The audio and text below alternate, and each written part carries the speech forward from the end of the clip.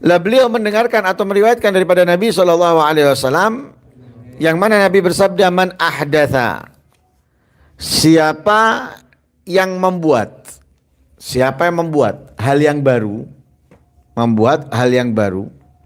fi amrina, dalam perintah kami, perintah kita, hadza ini, atau dalam riwayat fi dinina, dalam agama kami ini, ma laisa minhu, apa yang tidak ada dari perintah, apa yang tidak ada dari agama, fahuwa rad, maka itu tertolak.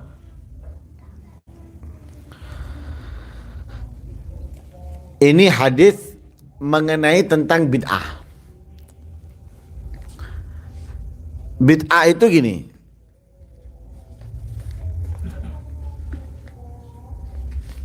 membuat sesuatu yang baru tapi tidak ada dalilnya, nah, tidak ada dasarnya. Selain tidak ada dasar, menyalahi. Nah, lah itu yang dinamakan dengan bid'ah. Lah segala sesuatu yang kita buat dan kita atas namakan agama atau ajaran agama, tapi tidak berdasarkan dari pondasi agama, Al-Quran, hadis, ijma, athar dan lain sebagainya, maka itu tertolak, tidak diterima, tertolak. Berarti kalau berdasar, walaupun itu tidak dilakukan oleh Nabi, maka diterima. Diterima. Asal tidak menyalahi Al-Quran, tidak menyalahi hadis. Sehingga nggak memukul rata seperti ungkapan kelompok-kelompok lain yang mengatakan kullu bid'atin dhalalah wa kullu dhalalatin finnar. Semua yang bid'ah itu sesat dan semua yang sesat itu dalam neraka. Itu memukul rata. Jadi apapun sudah enggak seperti itu. Jadi terkadang memang nggak perlu dilakukan oleh Nabi. Tidak juga dilakukan oleh para sahabat. Lalu dibuatlah orang-orang setelah mereka. Mungkin dibuat oleh tabi'in, mungkin dibuat oleh tabi'in. Tapi yang mereka buat ini, yang mereka lakukan ini tidak menyalahi Al-Quran, tidak menyalahi hadis, tidak menyalahi ijma atau athar. Maka ini nggak sesat. Dan ini tidak menyebabkan masuk neraka. Karena apa? Bisa diterima. Bisa diterima. Tapi kalau perkara tadi itu menyalahi Al-Quran, menyalahi hadis atau menyalahi athar, dibuat, ini ditolak. Nggak mendapatkan pahala, justru bisa menyebabkan orang tersebut mendapatkan dosa, tergantung yang dilakukan tadi itu. Nah, tergantung yang dilakukan. Katanya itu, kata Imam Syafi'i, ma ahdatha wa khalafa kitaban au ijma'an au atharan fahuwal bid'atu dhalah.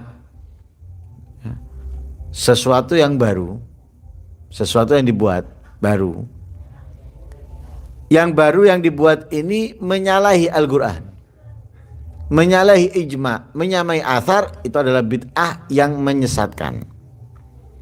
Tapi sebaliknya, wa ma ahdatha minal khairi, kalau kita membuat kebaikan baru, membuat kebaikan yang baru, kebaikan yang baru yang kita buat ini walam yukhalif kitaban wala ijma'an wala atharan, tidak menyalahi Al-Quran, tidak menyalahi ijma' kesepakatan para ulama, juga tidak menyalahi athar, fahuwal bid'atul mahmudah, maka itu adalah bid'ah yang terpuji. Lah bid'ah yang terpuji bisa memberikan pahala, memberikan kemuliaan bagi yang menjalankan, yang membuatnya, apalagi diikuti yang lain, sehingga masuk dalam hadis man sanna sunnatan hasanatan falahu ajruha wa ajru man amila biha au kama qala. Siapa yang membuat kebaikan, kebaikan yang dibuat itu tadi dikerjakan olehnya, dia akan mendapatkan pahala, dan pahala orang yang menjalankan kebaikan yang ia buat juga, tanpa kurang sedikit pun. Karena itu sehingga dibagi bid'ah menjadi dua, ada bid'ah hasanah, ada bid'ah sayyi'ah. Kalau bid'ah sayyi'ah jelas kita tidak diperkenankan untuk menjalankan, melakukan, apalagi menyebarkan. Karena itu yang masuk dalam hadisnya Rasulullah, dhalalah wa kullu dhalalah finnar. Tapi kalau itu bid'ah yang hasanah, bid'ah yang baik, bid'ah yang bagus, maka dianjurkan kita untuk melakukan, bahkan mengajarkan kepada yang lainnya untuk melakukannya. Seperti apa? Seperti salat tarawih. Di zamannya Sayyidina Umar bin Khattab dikumpulkan dan dilakukan dengan berjamaah yang sebelumnya nggak ada. Sebelumnya nggak ada. Nabi hanya salat tarawih berjamaah 2-3 malam atau 4 malam. Setelah itu Nabi nggak keluar. Nggak keluar Nabi. Akhirnya apa? Sahabat sholat sendiri-sendiri. Ada yang sholat di masjid, ada yang sholat di rumah. Nggak ngumpul. Kenapa? Nabi khawatir diwajibkan. Karena 1 hari Nabi keluar, ada yang ngikuti. 2 hari tambah banyak, 3 tambah banyak. Nabi khawatir menjadi wajib nantinya. Nabi mundur. Nggak keluar. Akhirnya berjalan hari, bulan, tahun, sholat tarawih itu dilakukan sendiri-sendiri. Sholat di malam-malam Ramadan dilakukan sendiri-sendiri.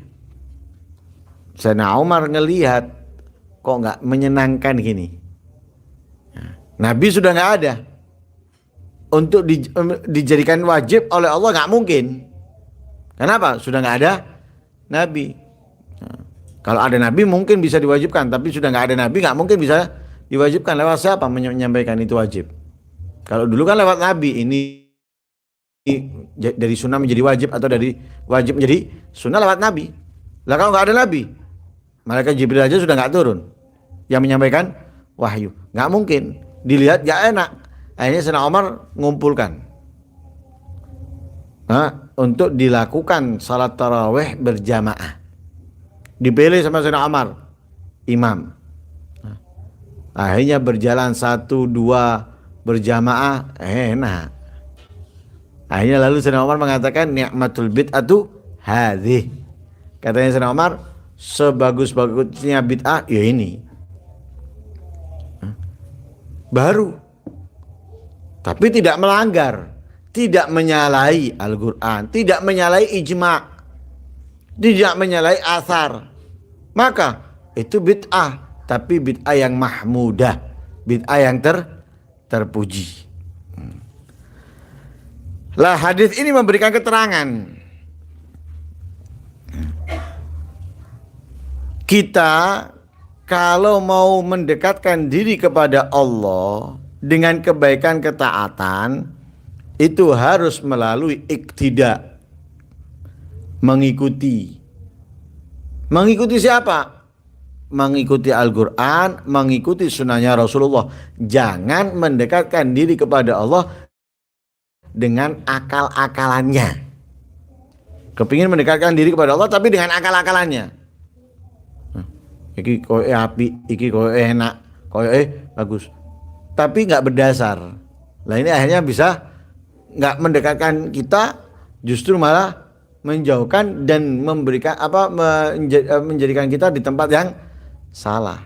Nah, sehingga kalau kita mau mendekatkan diri dengan kebaikan ketaatan, ikuti Al-Quran, ikuti hadisnya Rasul Shallallahu Alaihi Wasallam. Nah, di situ apa yang kamu jalankan bisa diterima oleh Allah dan membuat kamu dekat. Tapi kalau kita dengan amalan yang tidak berdasar, tidak mengikuti Allah, tidak mengikuti Rasulullah, alias menyalahi, ya, maka apapun yang kita lakukan dari perbuatan yang kita anggap baik tadi itu mardud, ditolak oleh Allah Subhanahu wa taala. Naudzubillah min dzalik. Ini mudah-mudahan Allah Subhanahu wa taala memberikan kemudahan kepada kita untuk selalu mendekatkan diri kita kepadanya dengan mengikuti apa yang telah diajarkan olehnya dalam Al-Quran dan yang dibawa oleh Nabi Muhammad SAW dalam hadisnya. Amin Allahumma amin. Wa sallallahu alaihi wasallam Muhammadin nabiyil ummi. Alhamdulillahi rabbil alamin.